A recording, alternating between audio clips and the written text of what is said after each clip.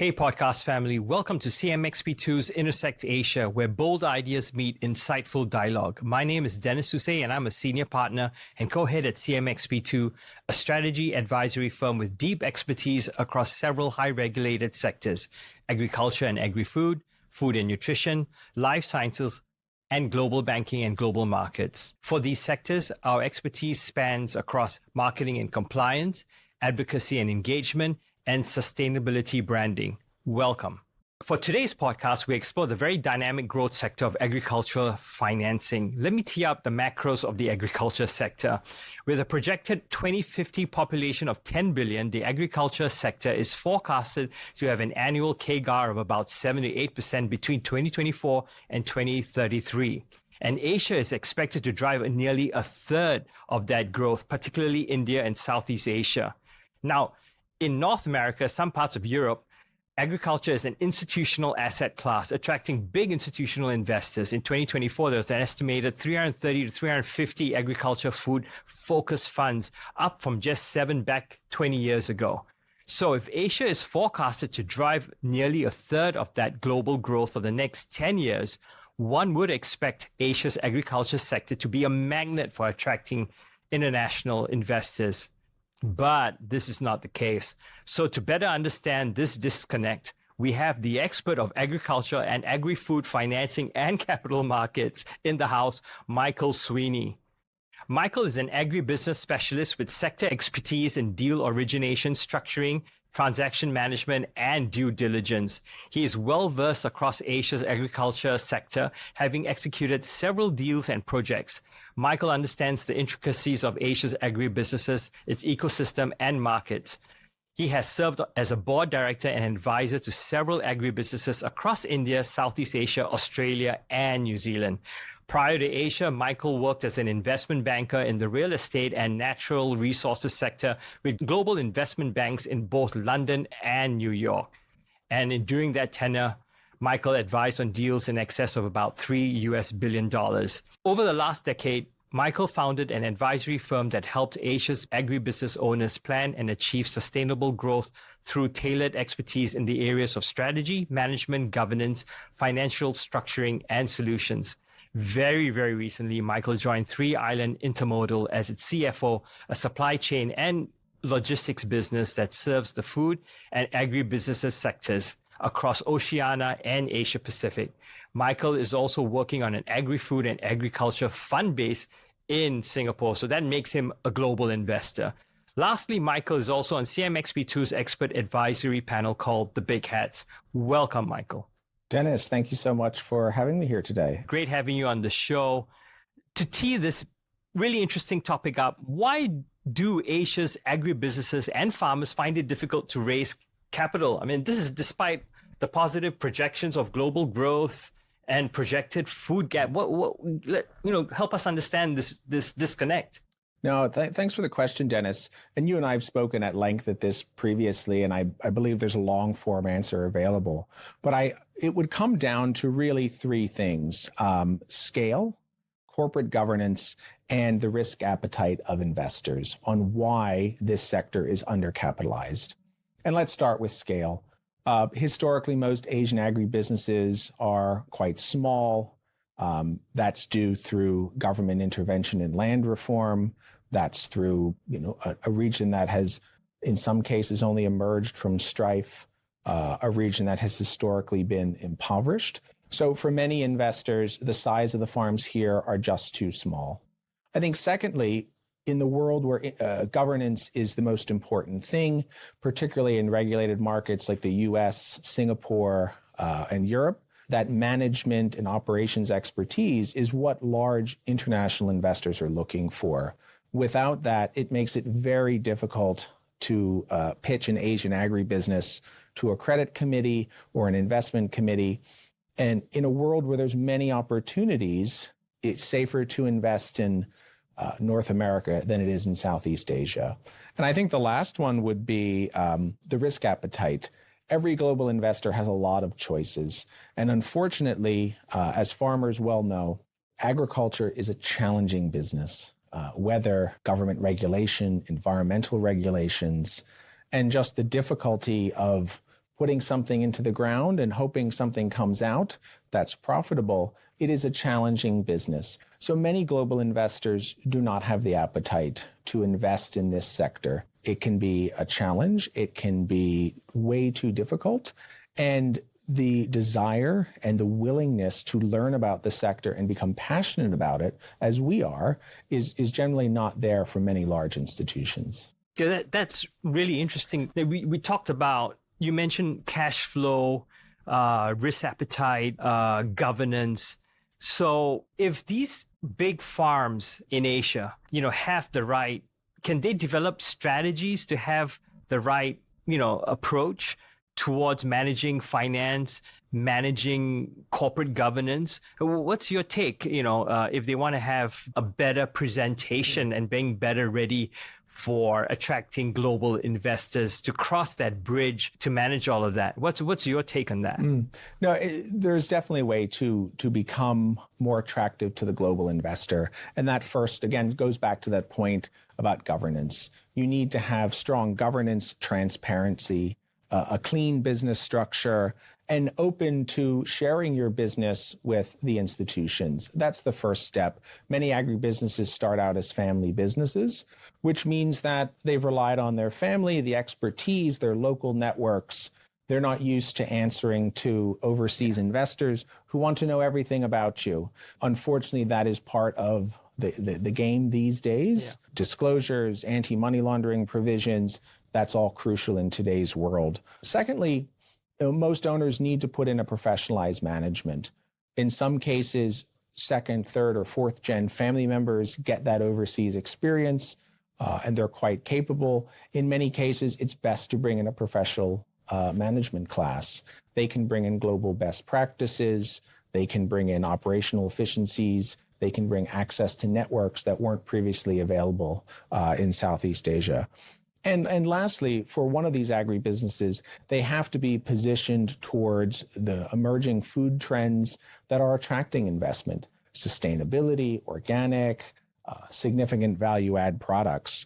Without going to the market with something extremely interesting, it's going to be difficult to attract institutions. They want a good story from you, and you have to be very well prepared to tell that story.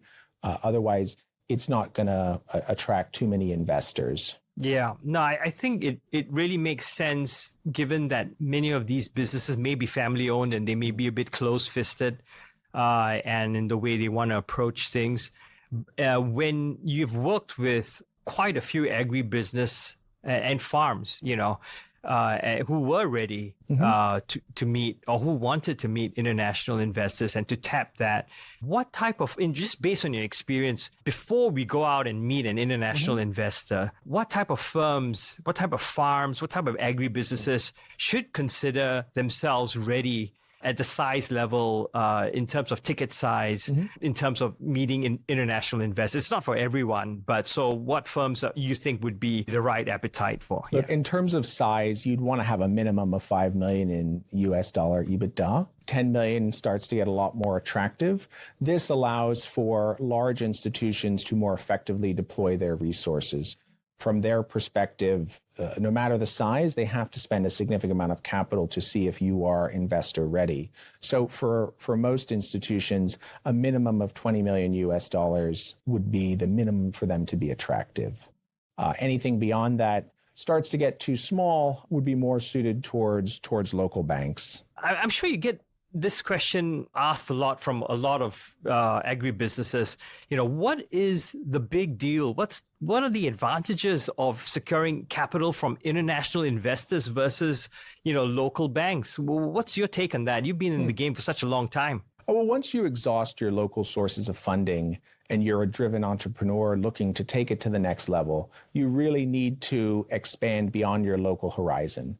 So first off, you now have worked hard for many years to create an opportunity for yourself, for your family, for your community. And now it's time to showcase that to people beyond your borders, whether that be private equity firms, international banks, development organizations. These opportunities now demand significantly more capital than are available in your local community. One of the main drivers for many people looking at overseas funding is the prestige factor. most of the communities in Southeast Asia, the business communities, they're quite small. They're quite insular. So the person that can go out, raise money from these funds, that's a stamp of approval from the international business community. So not only are you getting access to capital you didn't have available locally, they're bringing something to your business, to you as a family, that you didn't have before. I think the next step would be access to expertise.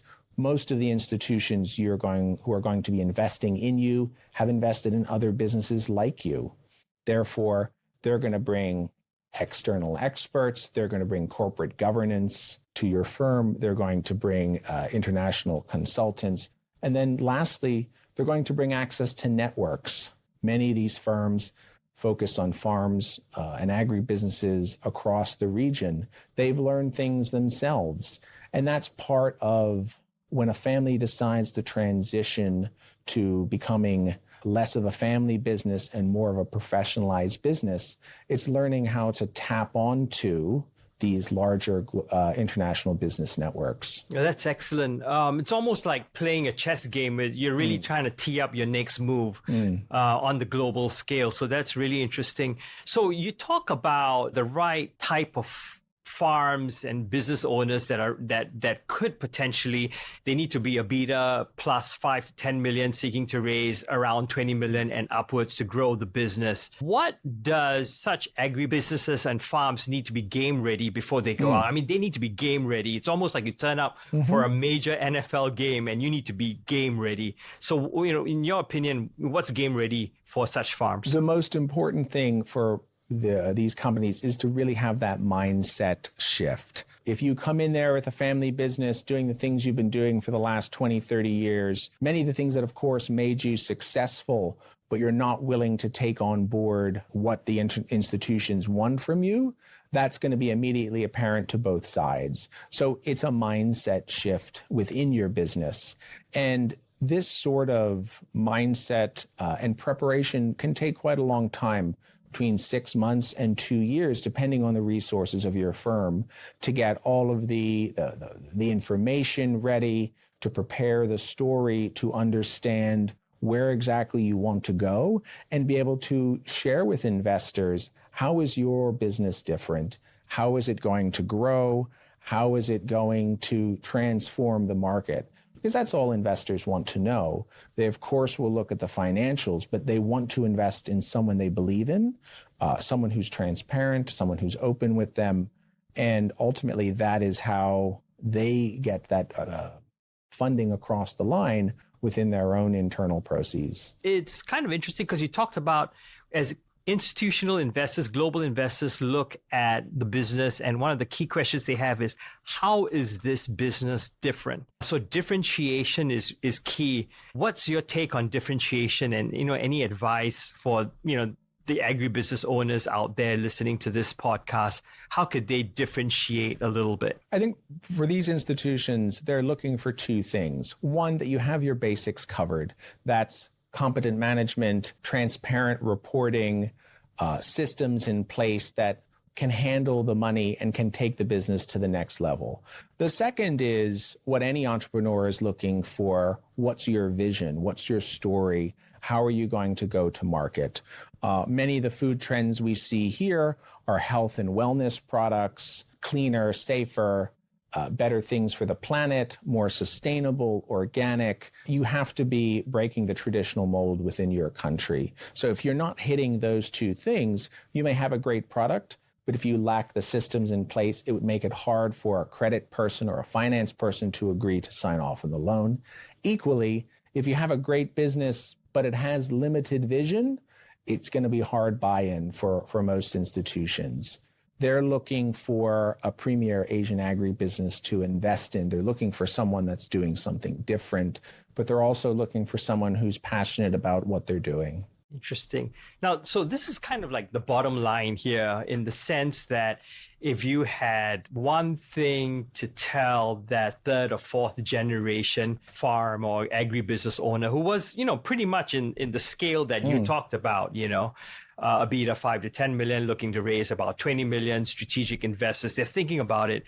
What would be your one or two pieces of advice to such, business owners? I would say cater your story to the people you're asking money from. If you're not selling to them, everything is a story. If you're not selling your business, your systems, your management, your ideas, it's going to be much harder to monetize the investment. Ultimately, agribusiness is challenging. It needs significant capital. It needs significant investment from experts, from managers, from owners to get it to where it needs to be. So all of those things need to be working in tandem.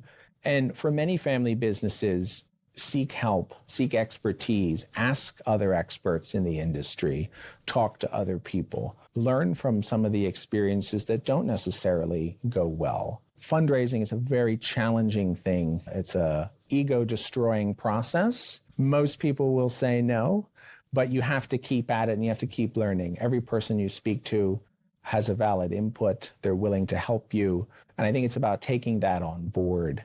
If you've run your business for 30 or 40 years alone, you've never really had to talk with these institutional investors, the tendency is often to back away and say, you know what, I'm going to go and do it a different way. But for many of those second, third, fourth gen, they were educated overseas, they've worked in other businesses. They now know that you have to play the game. You have to build those foundations to be able to raise money. Hey, thanks a lot, Michael. That's really great insights and expertise that you have shared. And congratulations on your new role. So I guess you'll be looking out and scouting for potential investments in the agribusiness. So for our audience, if anybody is interested in pitching to Michael, they could definitely pitch to Michael to raise that capital. Remember his key points about the strategic importance and distinct advantages associated with global investors. If agriculture assets want to scale for growth, institutional investors is the way to go. With global institutional investors on board, it isn't just about the now financing, but also factors in the next 2 to 3 big moves. It's a chess game. Attracting global investors is really for mid-large cap firms who are ready to professionalize. Leadership has to drive this, get the right internal talent and external experts to help achieve this, which could take anywhere from 6 to 12 months.